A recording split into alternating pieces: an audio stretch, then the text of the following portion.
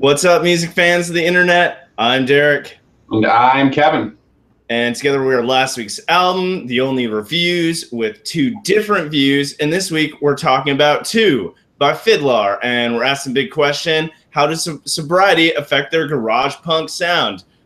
Before we go any further, we're going to start things off like we always do, drinking a beer. Cheers, Kevin. Cheers, everyone at home. Cheers, Derek, and everyone at home. All right, so FIDLAR is a quartet based out of Los Angeles, California. Two is their sophomore album. It follows the critically acclaimed 2013 self-titled debut, which really kind of landed them on the map. A lot of party-themed songs off that album, which they became very well known for. And on this album, interestingly enough, the lead singer has been talking in interviews about how he's no longer partying and he's been sober. And some of that shines through here on Two. And so without further ado, let's talk more about what it sounds like. Kevin, why don't you start us off? Sure. Derek, I think this sounds like the Pixies, Blink-182, and the Orwells going to group rehab together. Nice, nice. I think this one sounds like Pennywise, the band, Green Day, and any other 90s punk band you want to throw in there, dusting themselves off after falling down and getting back on the skateboard, if you will. All right, so that brings us to key tracks. Kevin, what did you have? I've got Punks and West Coast. What about you? Nice. I have Leave Me Alone and Overdose. So why don't you start us off? Sure. Punks is the second song on the album. It's got this really fuzzy blues guitar, screaming vocals, crashing drums. It almost sounds like a screamo Black Keys, if you will. The lyrics lament a really toxic relationship. He says, well, I'm still alive and you are too. I can't get my knife out of you.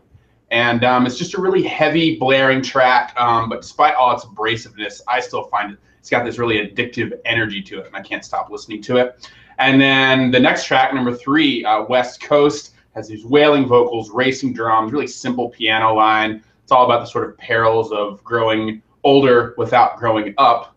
And it's just catchy as hell. It's got this great sing-along melody, and there's not even a chorus in the song, but you're kind of just singing along with every single verse. So those are my picks. What about you, Derek? Nice.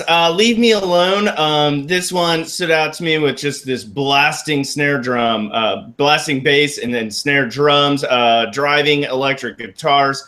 The texture and layering of the guitars really grew as the song progressed. There's soaring electric guitar riff following the chorus. It almost sounded like it was played with some slide, which I thought was pretty interesting. The lyrics describe what I thought. It kind of seemed like a prolonged teenage angst. One line that really stood out to me, he says, and maybe I should try falling in love, but that just seems so boring. Too late to die young and too young to burn out. So just really kind of an interesting thought here. And on next key track I have is Overdose, track 8. This one I think really is very reflective of the lead singer's new life choices, if you will, and I guess deviation from the party themes of their first album. This one sonically starts very slow, but escalates quickly. There's tense electric guitar riff, soft percussion, flashes of synths. Other instruments come in, really kind of creating this nice groove, lulling the listener to sleep before entering a sonic freak out with pounding drums, crushing guitars, shrieking vocals. The lyrics were very vivid depiction of struggles with addiction. And I just thought musically that, kind of lulling someone to sleep and then just this huge onslaught, I thought was kind of reflective of how someone, would find themselves at rock bottom, if you will. So very well done there. Almost like a public service announcement for not doing drugs in music form. So that was cool. And that brings us to best lyric. Kevin, what do you want to talk about? I'm going to go with one here from West Coast, which is also one of my key tracks. This line just really sort of jumped out at me, and I keep hearing it every time I listen to it. He says, got drunk and barfed on my shadow. which, you know, at face value just seems like kind of a party line, but it's kind of sort of poetic, even though it's a little bit pedestrian.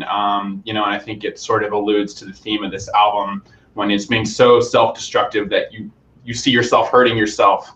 Just really, really interesting, nice line there. What about you, Derek? I'm going with one from a song called Stupid Decisions, and I think it echoes a lot of those same points where, just kind of an assessment of where one is in life. And he says, today I lost the best shitty job I ever had. Tomorrow I start working for my dad. So just a really simple couplet there, but I thought it just exactly says, really well encapsulates kind of, acknowledging where one is in life and kind of, and realizing you made stupid decisions, moving on. Moving on from that, we're going to talk about overall rating and ask the big question, how does sobriety affect their garage punk sound? So Kevin, why don't you start us off? Sure, I will start answering that question. How does sobriety affect their sound? I think it makes them a lot more exciting and interesting.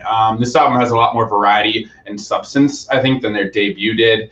And, as you mentioned, they're sort of known as a party band, but now their music is much more sort of fun and focused overall. Rating-wise, on the pro side, the versatility is really refreshing. Garage punk can be a little bit limiting, but these guys aren't afraid to pull from like blues or pop to keep things fresh. It's pretty smart without being condescending. On the con side, it can be a little childish at times, tracks like Sober and Leave Me Alone. And I also thought that the first half was a lot stronger than the second half. They lost a little bit of steam, at least for me. So overall, great record. I'm going to give it a 3 out of 5. Big improvement from their debut. What do you think, Derek? Nice. I'm going to completely agree with you on the question, how does sobriety affect their sound? I think you're completely right in that it's only helped them. I think from a lyrical standpoint, maybe some of the earlier stuff is more gimmicky, or just surface level, if you will. There's a lot more substance here, I guess you could say.